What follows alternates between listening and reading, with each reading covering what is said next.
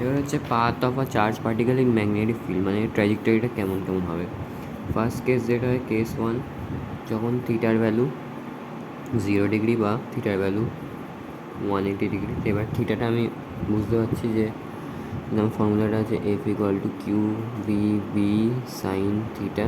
এখানে থিটা হচ্ছে angle between v and B, এটা হচ্ছে সেই থিটা নিয়ে এখানে করা হচ্ছে কাজ করা চলে। এখানে যদি এটা আমার ম্যাগনেটিক ফিল্ডের ডাইরেকশন, আর এই আমার কিউ চার্জ পার্টিকেল, এর দুজনের মধ্যে অ্যাঙ্গেলটা হচ্ছে 0 ডিগ্রি।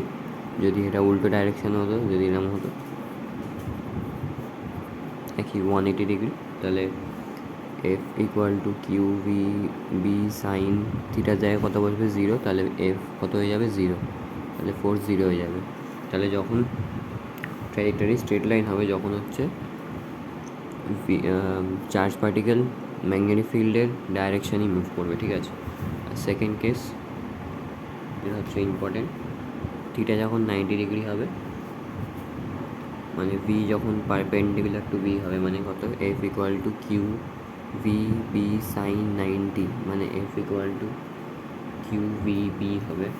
এখানে হয় কি, যদি আমি এটাকে একটা ম্যাগনেটিক ফিল্ড ধরে নিই, ইনওয়ার্ডস ম্যাগনেটিক ফিল্ড, ক্রস দিয়ে সাইন দিলাম ওই জন্য। এবার এ কিউ ভি ভেলোসিটিতে এদিকে মুভ করেছে, তাহলে ফোর্স কি, আমি যদি রাইট হ্যান্ড পাম রুল লাগাই, তাহলে ভেতর দিকে ম্যাগনেটিক ফিল্ডের ডাইরেকশানে আমি আমার ফিঙ্গার করে দিলাম, আমার থাম্ব হচ্ছে যেদিকে ভেলোসিটি সেদিকে, তাহলে ফোর্স কীরকম হবে, ওপরের দিকে হবে, মানে ফোর্সের দিকে। এবার আমরা আস্তে আস্তে যদি অ্যাকচুয়ালি পার্টিকেলটা মুভ করবে কীরকমভাবে, ওপরেও যেতে চাইবে, এদিকেও যেতে চাইবে, তাহলে হালকা এরম কার্ভ হয়ে যাবে। এরকম কার্ভ হতে হতে এটা সার্কুলার পাথ নিয়ে নেবে, ঠিক আছে। তো এখানে একটা সার্কুলার মোশন হয়। এবার যেহেতু এখানে সার্কুলার মোশন হচ্ছে, সার্কুলার মোশন হলেই আমরা জানি কী হয়, সেন্ট্রিপিটাল ফোর্স তৈরি হয় ভেতরের দিকে। তাহলে এখানে F magnetic equal to F centripetal force হবে। এফ ম্যাগনেটিক এক্ষুনি কত পেলাম আমরা, F equal to q v B, এটা হচ্ছে এফ ম্যাগনেটিক। আর এফ সেন্ট্রিপিটাল আমি জানি m v square by R, রেডিয়াসটাকে আর ধরেছি, তাহলে দুটোকে আমি ইকুয়েট করে দিলে এফ টু এফ সি ধরে নিলাম, সেন্ট্রিপিটাল, এটা সেন্ট্রিপিটাল। তাহলে q v B equal to m v square by r, এটাকে ভি ভি কেটে গেল, তাহলে আর ইকুয়াল টু এখান থেকে পেয়ে যাবো হচ্ছে m v by q B. এবার যত বেশি চার্জ ছোটো হবে, তার রেডিয়াস তত বড়ো হবে, কারণ আমি ডিনোমিনেটর যদি যত কমাতে পারবো তত ভালো হবে। তাহলে যত বেশি চার্জ ছোটো হবে, তত রেডিয়াস বেশি হবে। এবার টাইম পিরিয়ড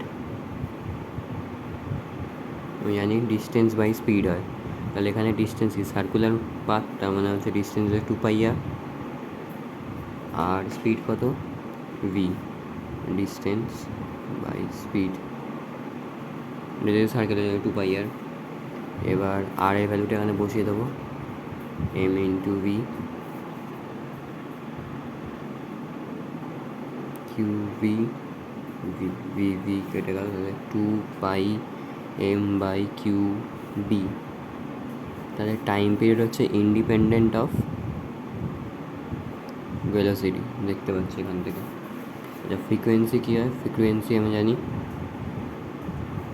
টাইম পিরিয়ডের উল্টো হয়, তাহলে 1/t, মানে ফ্রিকোয়েন্সি হচ্ছে আমার কিউ বি বাই 2πm। আর একটা আমি জানি অ্যাঙ্গুলার ফ্রিকোয়েন্সি, এটা কত, ওমেগা ইকুয়াল টু 2πm, ঠিক আছে, 2πf এই যে ফ্রিকোয়েন্সি এটা, তাহলে 2π ইন্টু কিউ বি 2π কেটে গেল, তাহলে অ্যাঙ্গুলার ফ্রিকোয়েন্সি আমি পেয়ে যাবো কিউ বি বাই এম। আরও রিলেশন বার করতে পারি আমরা এখান থেকে, r equal to m v by q B, যেটা আমার মেন মনে রাখার জন্য। এবারে এম ভি কি, mass into velocity, mass into ভেলোসিটিকে আমরা কী বলি, মোমেন্টাম। তাহলে r equal to p by q B লিখতে পারি। এবার আমি জানি মোশন নিচ্ছে, সার্কুলার মোশন নিতে মানে কাইনেটিক এনার্জি হচ্ছে ওর মধ্যে যেহেতু মোশন করছে, তাহলে আমি জানি K E equal to half m v square kinetic energy. তাহলে K equal to half m, আর আমি জানি হচ্ছে এম ভি ইকুয়াল টু হচ্ছে পি, তাহলে ভি ইকুয়াল টু হচ্ছে পি বাই এম।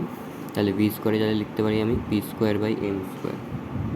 তাহলে এখান থেকে K equal to p square by 2m, এটা নর্মাল যেমন কাইনেটিক এনার্জি আর মোমেন্টামের রিলেশনটা ওইটা পাবো এখান থেকে। তাহলে পি ইকুয়াল টু আমি পেয়ে যাবো √2mk।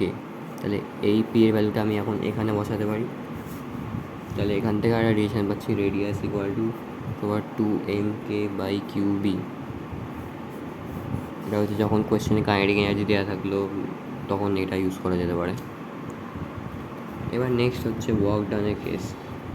যদি একটা charge q is accelerated through a potential difference V, এটা ইলেকট্রোস্ট্যাটিক্সে পড়েছি যে কী হয়, ওয়ার্ক ডান ইকুয়াল টু হয় কিউ ভি।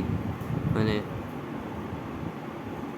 এইখান থেকে একটা চার্জকে আমি যদি মুভ করাই প্লাস কিউ চার্জকে, একটা ওয়ার্ক ডাউন হচ্ছে higher potential to lower potential যাচ্ছে, এটা হায়ার পোটেনশিয়াল, এটা লোয়ার পোটেনশিয়াল। তো এখান থেকে এখানে যেটা একটা ওয়ার্ক ডান হচ্ছে, সেই ওয়ার্ক ডানটা কত হয়, মানে অ্যাকচুয়ালি সেই তাহলে এখানে পোটেনশিয়ালটা কত হবে, এখানে পোটেনশিয়ালটা হচ্ছে ওয়ার্ক ডান বাই চার্জ। তাহলে এখান থেকে পেয়ে যাচ্ছি ডাব্লিউ ইকুয়াল টু কিউভি। আর ওয়ার্ক এনার্জি থিওরাম আমাদের বলে যে ওয়ার্ক ডান ইকুয়াল টু হচ্ছে চেঞ্জ ইন কাইনেটিক এনার্জি। তাহলে কিউভি ইকুয়াল টু আমরা লিখতে পারি ডেল কেই, এটা একটা রিলেশন। এবারে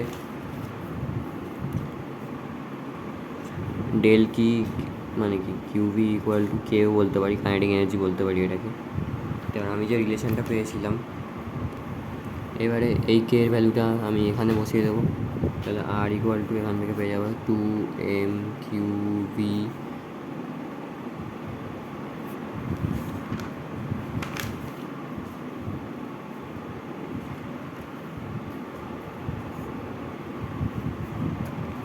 তাহলে এখান থেকে এটা পাচ্ছি r equal to √2mv by q B square. K এর ভ্যালুটা যদি কিউবি বসে, ঠিক আছে।